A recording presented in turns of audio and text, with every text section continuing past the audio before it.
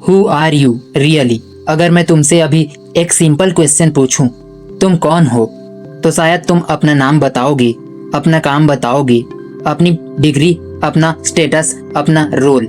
लेकिन अगर ये सब चीजें तुमसे छीन ली जाएं, तो तुम बचते कौन हो? रात के 2 बजे थे। एक लड़का अपने रूम में अकेला बैठा था। फोन स्क्रीन उसके फेस पर लाइट डाल रही थी।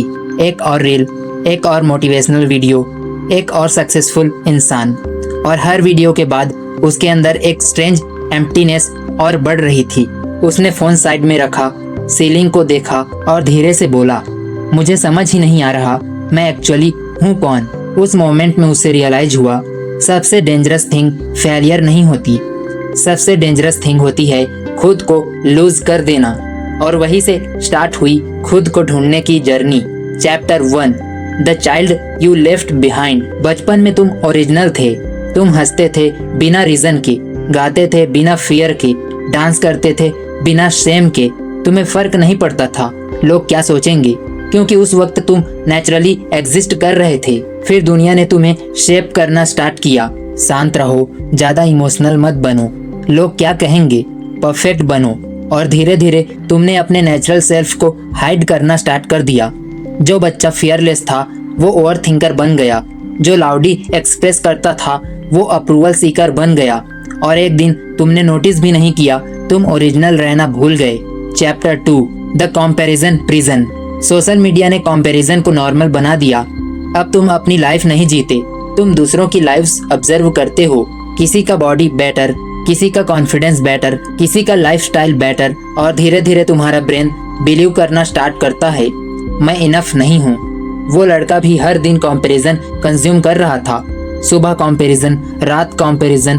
और कंपैरिजन का प्रॉब्लम ये होता है, तुम दूसरों का एडिटेड वर्जन देखते हो और अपनी रॉ रियलिटी से कंपेयर करते हो।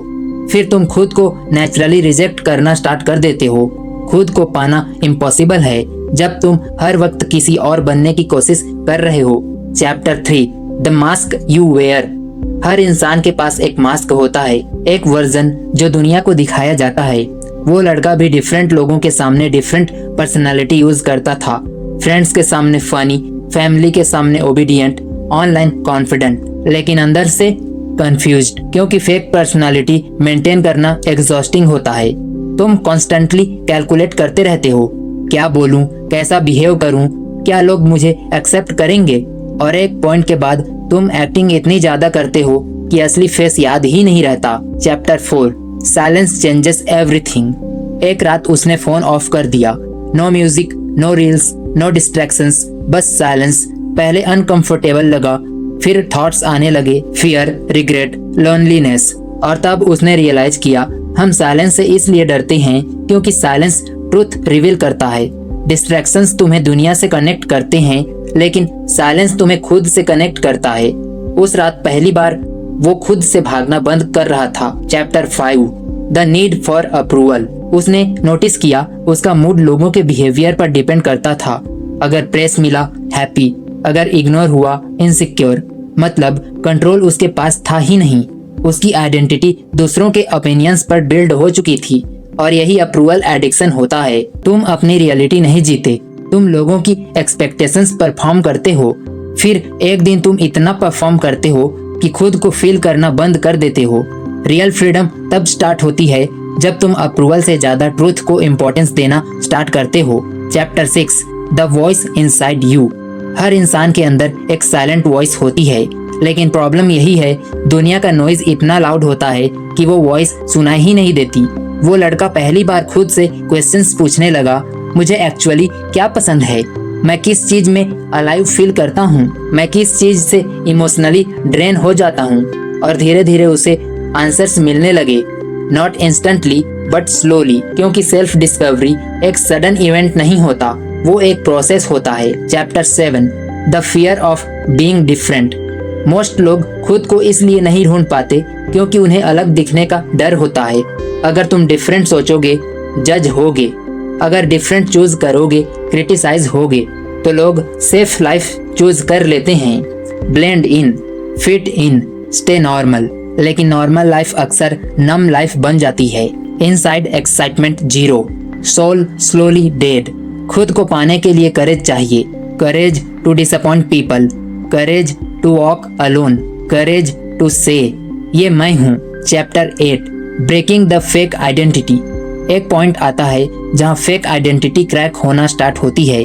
तुम सडनली टायर्ड फील करते हो, फेक कॉन्वर्सेशन से टायर्ड, फेक स्माइल से टायर्ड, फेक पर्सनालिटी से टायर्ड, और फिर लाइफ तुम्हें फोर्स करती है फेस करने के लिए असली तुम कौन हो। पेनफुल होता है क्योंकि फेक वर्जन कंफर्टेबल होता है, लेकिन ग्रोथ कंफर्ट में नहीं होती, ग्रोथ ऑनेस्टी में होती है, और ऑनेस्टी पेनफुल होती है। Chapter 9 finding the real you.